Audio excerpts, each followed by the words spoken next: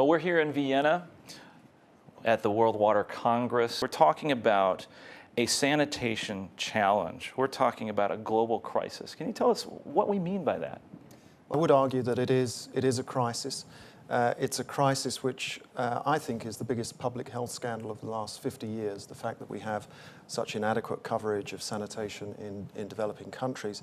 The irony for me is that it's an emergency which is largely silent because it affects disproportionately people who are poor. And one of the things that we know about poverty and those who are poor is that they have no voice. The challenge itself, I think, ranges across many different dimensions and facets of the problem. But one of the figures that I did think that meant something to me was how you translate down the 2.5 billion people who don't have access to sanitation into a daily figure. That's something like 3,000 to 5,000 people who are dying from contamination from poor water and sanitation. One thing that I found very shocking was that you could translate that figure into something like the equivalent of 20 jumbo jets laden with passengers crashing each and every day. Well, let's talk a little bit more about specifically this commitment from ITT. And Ned, what I'd like you to do is explain a little bit about how ITT's $3 million three-year commitment applies to your work, say, in schools in India, Honduras, and Guatemala. Can you give us an idea? Take us there. Many schools you go to around the world, we talk about how they don't have water or sanitation at those schools. The tragedy in some senses is many of them, in fact, do have water and sanitation facilities that have failed.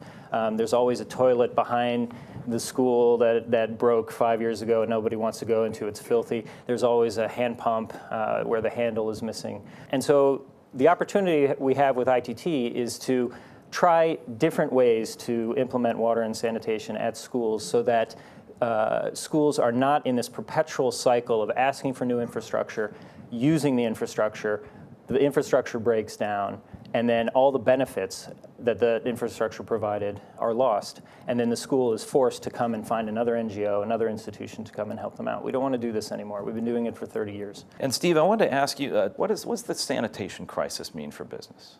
It's indisputable that the lack of sanitation fuels the entire poverty cycle.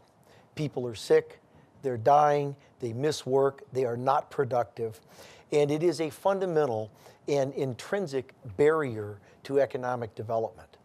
So just on the surface, it's a well-known fact that for every dollar invested in sanitation improvements, there's a 7 to 10-fold downstream economic benefit. And so just from a business standpoint, it's absolutely imperative that we begin at the very root causes of what is creating poverty and try to address those things.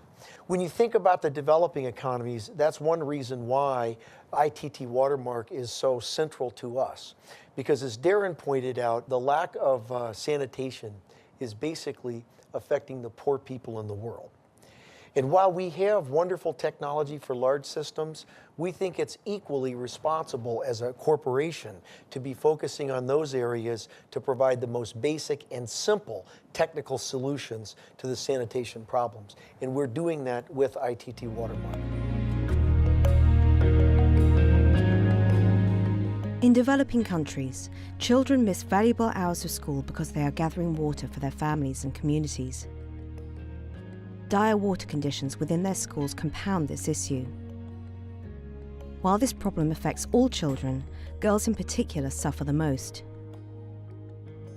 Without water, toilets and privacy, many of them drop out of school completely as soon as they reach puberty. As a result, 1 in 4 girls does not complete primary school, compared to 1 in 7 boys. Is it any wonder then that 70% of the world's poor and 2/3 of the world's illiterate are women?